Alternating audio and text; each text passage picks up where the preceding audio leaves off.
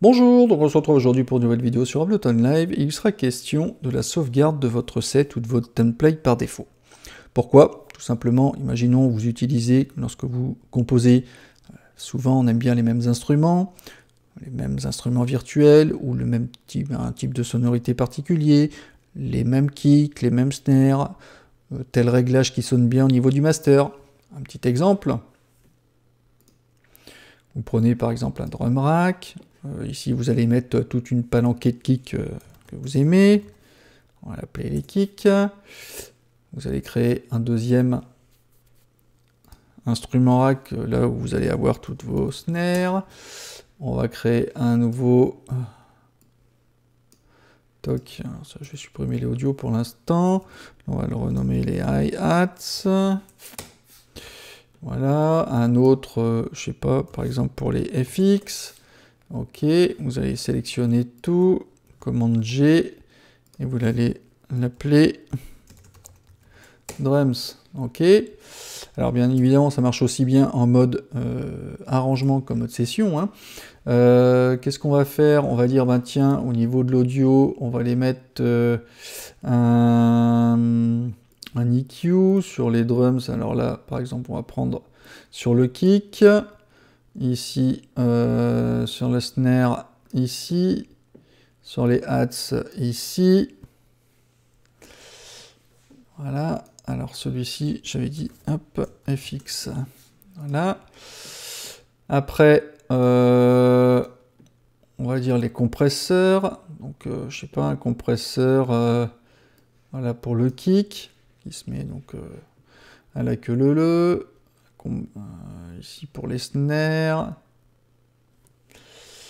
etc., etc. On va prendre un classique acoustique, voilà. Sur les FX, j'en mets pas. Enfin bref, vous préparez vos pistes et vos groupes comme d'habitude. Imaginons là, hop, vous avez envie d'utiliser au niveau des sons un opérateur. Celui-ci, vous aimez bien l'opérateur par exemple pour faire les subs basses. Voilà. Mettons que vous ayez envie d'utiliser un plugin, je sais pas, par exemple Circle ici pour faire vos basses. Donc là, hop.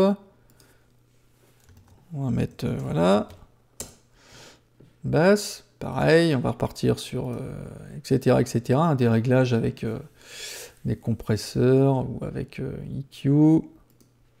Height sur les instruments. Voilà, par exemple, une basse moderne. Voilà. Sur Vantage sur le sub, etc., etc. Donc on peut faire ça indéfiniment. On va aller par exemple ici dans les audio effects.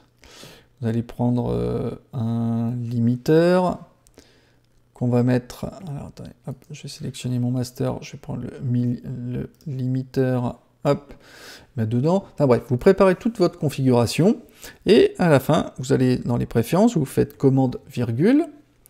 Et vous allez, ici par défaut, vous êtes peut-être sur l'audio, vous allez dans l'onglet File Folder et vous faites sauver. Tout simplement, c'est fait. Ça veut dire quoi? Ça veut dire que dès que vous allez ouvrir Live, il va charger votre configuration. Même si je ne le sauve pas, là j'ai demandé, chaque fois que je vais utiliser Live, de charger ma configuration par défaut qui est tout prête à l'emploi. Notamment d'ailleurs si... travailler sur scène, ça peut être sympa aussi de charger votre configuration, vous voyez, par défaut. Hop, avec tout ce que j'ai réglé. Voilà, voilà, voilà. Il n'y a plus qu'à glisser vos samples, ou même vous pouvez mettre avec vos samples si vous le souhaitez.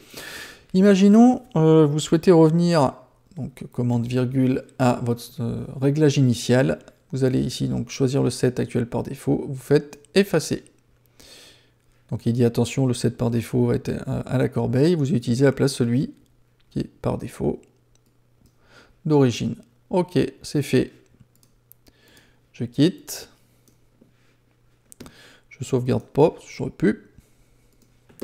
et je recharge Live, il va revenir à sa configuration d'usine.